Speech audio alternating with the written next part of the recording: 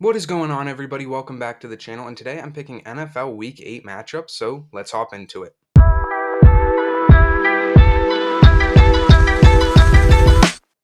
And if you like this type of stuff, please consider subscribing. It would really mean a lot. And regarding the $100 Fanatics gift card giveaway, a winner has been chosen, so make sure to check your Instagram DMs for a DM from me. And if I don't hear back from the winner by this Friday, which it'll have been a week since the giveaway, I will redraw it. But anyway, let's just move over to the football. And last week, it was bad. It was comedically bad for me. I was 3-10, which brought my overall record to 63-43. But yeah, it was just a bad week all across the board. There was 8 one-score games last week, and I only got 2 of those right. So that was just a huge blow. It was just a down week all across the board. And I apologize for those horrible picks last week. So hopefully I can do a lot better this week and just give you better input. But anyway, week 8, we're almost halfway through the season already, which is crazy to think about. And there is no bye weeks this week. So every team is playing this week. So we have a full slate of 16 games. And getting it kicked off on Thursday Night Football, we have the Tampa Bay Buccaneers at the Buffalo Bills. Both of these teams did lose last week, and Tampa Bay is just kind of a middle of the pack team. The Bills have kind of crashed back down to earth. They beat the Dolphins a couple of weeks ago, but then they lost to the Jaguars. They lost to the Patriots last week, and they were definitely about to lose to the Giants, but they kind of got bailed out at the end right there. So Buffalo's just not playing really good football right now, and I don't really know what's going on with them. So both of these teams looking to bounce back, get a win this week. And this game is in Buffalo Thursday night. Hopefully Josh Allen can show up to play. Baker Mayfield hasn't been playing bad, has thrown picks, and I want to say it's been 4 consecutive weeks, so turning the ball over a little bit. Josh Allen also turning the ball over a decent bit, so the defenses should be able to make some plays in this game. And I just got to give it to the better overall team. So I do have Buffalo winning this Thursday night football game right here by a score of 27-16. Then we have the Los Angeles Rams at the Dallas Cowboys, and I'm sorry I already clicked on the Cowboys. They are my pick to win this game. But the Rams, they did lose to the Steelers last week. The Cowboys are coming off a bye week, so they have an extra week to prepare for this Rams team and an extra week to just get healthy all around the ball. And the Rams, they lost to the Steelers on a questionable first down conversion by Kenny Pickett. I definitely don't think he had the line of gain, but hey, it is what it is. The Cowboys, I do think they will defend the home field and get a win over the Rams. I do think it'll be a really close game. I do think the Rams will put up a good fight, but I do have Dallas winning this game in the end by a score of 28-24. Then we have an NFC North matchup. We have the Minnesota Vikings at the Green Bay Packers. The Vikings got a huge win against the San Francisco 49ers last week. Kirk Cousins played really well in a primetime game. They were at home. The 49ers lost back-to-back games on the road, so that's tough for them. And that's a game that can definitely turn around Minnesota's season. They are below 500, sitting at 3-4, but a win over a team like San Francisco can definitely propel them in the right direction. Green Bay, on the other hand, they did lose last week to the Broncos, which that's kind of a devastating blow right there. And like I said, the Packers, they lost to Denver last week. The week before, they lost to the Raiders. So these teams, momentum-wise, I think are on complete opposite ends of the spectrum. But one thing in Green Bay's favor is the weather for this game. It's going to be in like the low 40s, high 30s, so it's going to be rather chilly, and there is a chance of rain, so that could just kind of make this game miserable to play in. But regardless, I do think Minnesota, if Kirk Cousins played like he did last week, they can go into Green Bay and get a win over their division opponent. And I think that's just what's going to happen in this game. So I have Minnesota going into Green Bay and getting this win right here by a score of 21-14. Then we have the Atlanta Falcons at the Tennessee Titans. The Titans coming off their bye last week. The Falcons coming off a win against the division opponent, the Tampa Bay Buccaneers. And I think this is going to be a close game. I think it's going to be a low-scoring game. Both of these offenses are kind of shaky. Atlanta definitely has a better defense of the two teams. Tennessee did just trade Kevin Byard to the Eagles, so they will be without a defensive playmaker right here. And once again, they will probably be without Ryan Tannehill.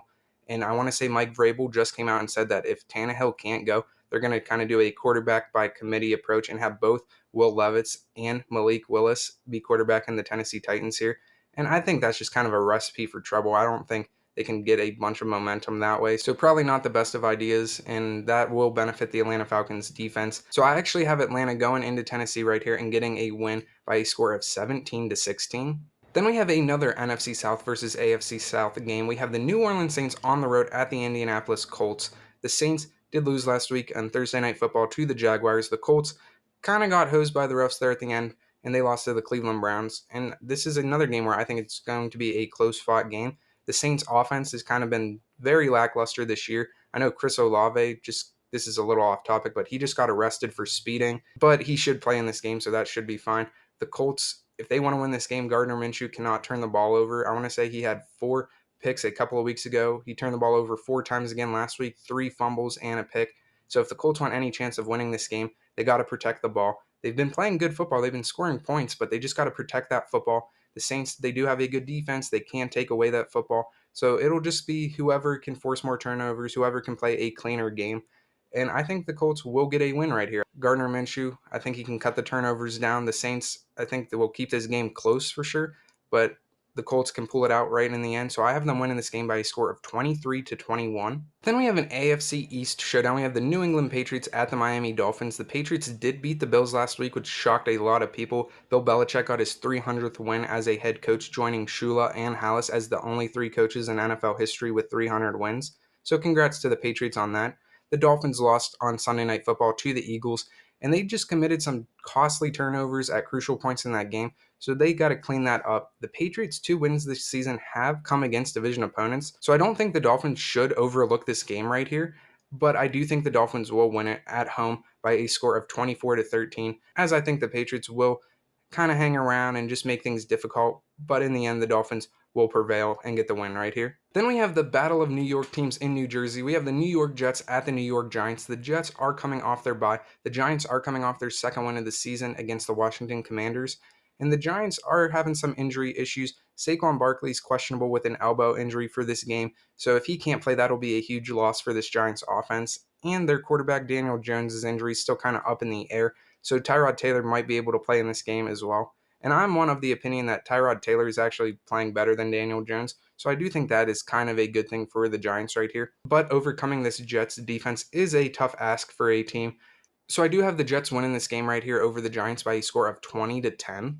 Then we have the Jacksonville Jaguars at the Pittsburgh Steelers. Both of these teams coming off a win last week. The Jaguars beat the Saints on Thursday Night Football. The Steelers did beat the Rams.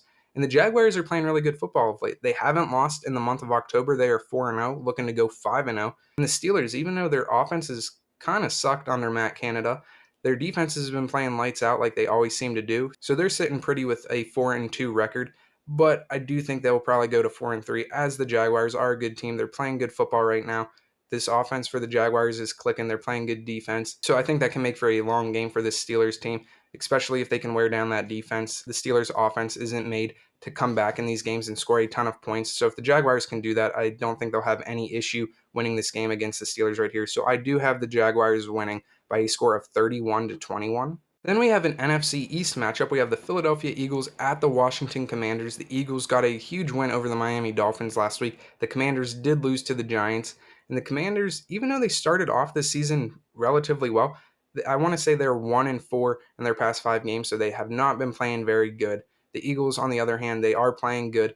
Even though they lost to the Jets a couple of weeks ago, they bounced back nicely with a win over the Dolphins, and I think they can go into Washington and get a relatively easy win over the Commanders, even though the Commanders do put up a good fight against the Eagles, what seems like every year.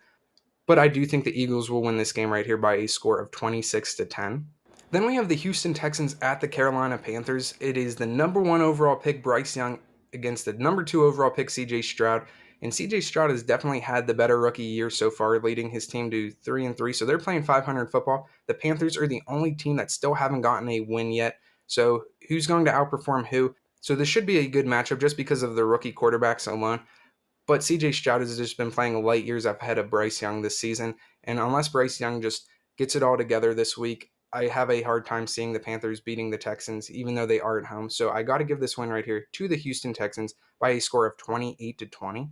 Then we have an AFC North versus NFC West matchup. We have the Cleveland Browns at the Seattle Seahawks. Both of these teams won last week. Both of these teams are sitting at 4-2, so this should be a really good matchup. Cleveland has had some injury issues as running back Jerome Ford will not be playing in this game. Deshaun Watson came back last week to only have 5 throws, and then he got knocked out of the game. So the Browns' offense is kind of in shambles right now. The Seahawks might be without wide receiver DK Metcalf. So injuries, I think, will play a huge part in this game right here. And if I'm the Browns, the trade deadline's coming up. I'm probably calling Washington, getting them on the phone, seeing if they could trade Jacoby Brissett back to the Browns. Maybe on the phone with the Jaguars as well, trying to get Ernest Johnson back to Cleveland. That way they can get some playmakers in these positions of need that already know the Browns system that they can just plug them in and play right away. But either way, I do think this will be a very close matchup. and it was tough picking this game. Both of these teams are 4-2, and even though the Seahawks beat Detroit earlier in the season, I don't think they just kind of have that magic that they had last year with Geno Smith. I think he's kind of came back down to earth a little bit. And the Browns, they have a really good defense, even though they almost had 40 points scored on them last week. They had 4 turnovers, and they did block a kick. So their defense did come up in big moments. And this game, like I said, it's been tough picking, but I'm going to give it to the Browns just because their defense can win them games almost single-handedly. Plus, their kicker, Dustin Hopkins, just set an NFL record for, I want to say it was either 4 or 5 consecutive games with a 50-plus yard field goal. So he's kicking good right now, and I think that can swing this game in the Browns' favor, even though it's on the road. So I do have the Browns winning this game right here by a score of 20-16. Then we have an AFC West matchup. We have the Kansas City Chiefs at the Denver Broncos, and these two teams just played each other a couple of weeks ago on Thursday Night Football. Kansas City did prevail in that game, but Denver did hold them to under 20 points, which was huge. And I don't think this game is going to follow in that game's footsteps. I think this is going to be more of an offensive game right here. The Chiefs, they've won 6 straight games. The Broncos did get a win last week, but overall really aren't playing the best brand of football. So the Chiefs, I do have them winning right here in this game, but I have the score being relatively close as I have them winning at 30-22. Then we have yet another AFC North versus NFC West game. This time it is 2 bird-themed teams. We have the Baltimore Ravens at the Arizona Cardinals. The Cardinals lost again last week. They're sitting at 1-6. Baltimore, they smacked down Detroit last week. It was just a rout. Lamar Jackson had one of the best games of his career. They were just beating Detroit down left and right. So the Ravens, they feel really good about themselves. The Cardinals, they're just looking to try to get Kyler Murray back here in the next few weeks. And I don't think the Ravens are going to have any problem dispatching the Cardinals right here. So I do have the Ravens beating the Cardinals by a score of 34-13. Then we have yet another AFC North versus NFC West game. We have the Cincinnati Bengals at the San Francisco 49ers. The Bengals are coming off their bye week, so that's just another week for Joe Burrow to get healthy, another week for this whole team to rest. And this 49ers team, they've lost 2 consecutive games. They lost to the Browns in Cleveland, they lost to the Vikings in Minnesota. They are back home here, so hopefully that losing streak doesn't go to 3, and I think this game is going to be close. I think it's going to be a shootout. The 49ers, on the one hand, will be battling some injuries. Deebo Samuel be out again this week. Trent Williams, their left tackle, he's questionable for this game. Christian McCaffrey played through an oblique injury last week, so hopefully he is good to go as well. The Bengals are relatively healthy compared to that. And are the Bengals going to win their 3rd straight game in a row? Are the 49ers going to lose their 3rd straight game in a row? I think this is going to be a toss-up game. And even though I could easily see the Bengals winning this game, I don't believe the 49ers are going to drop 3 straight games. So I'm giving this game right here to the 49ers over the Bengals by a score of 30-27. But once again, it wouldn't surprise me at all if the Bengals were to win this game right here with the way the 49ers have been playing. Then we have the Chicago Bears at the Los Angeles Chargers for Sunday Night Football. The Bears won last week with Tyson Bagent at quarterback. The Chargers lost last week to the Chiefs. So the Chargers looking to rebound. The Bears looking to keep the winning streak going. And even though the Bears did get the win last week, I do think that was kind of just like a one-and-done performance by Bagent. Hey, he could prove me wrong. He could be like the next Brock Purdy and win his next 11 straight games, but I don't think that's really going to happen. This Chargers offense has the ability to put up a ton of points, and if they do that, I'm not sure if the Bears can keep up. So I do have the Chargers winning this game right here, 27-17. And then closing out the week, we have the Las Vegas Raiders at the Detroit Lions. The Raiders lost to the Bears last week. The Lions got smacked by the Ravens, like I said earlier in this video. Jimmy Garoppolo is still a question mark for the Raiders in this game right here. Devontae Adams really isn't happy with this offensive production.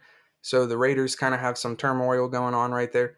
The Lions, I know they're looking to rebound. They're looking to bounce back. They want to put that Ravens loss behind them. This Lions team is a good team, so I think they will be able to respawn. And for this Raiders team, I really don't think it matters if it's Jimmy Garoppolo or Brian Hoyer or whoever at quarterback. I do think this Lions team will get the win regardless of whoever's quarterbacking the Raiders. So for that reason, I do have the Lions winning this game right here by a score of 23-6. So yeah, those are my NFL Week 8 picks. Hopefully, I do better than 3 wins this week and I can get back on the winning path.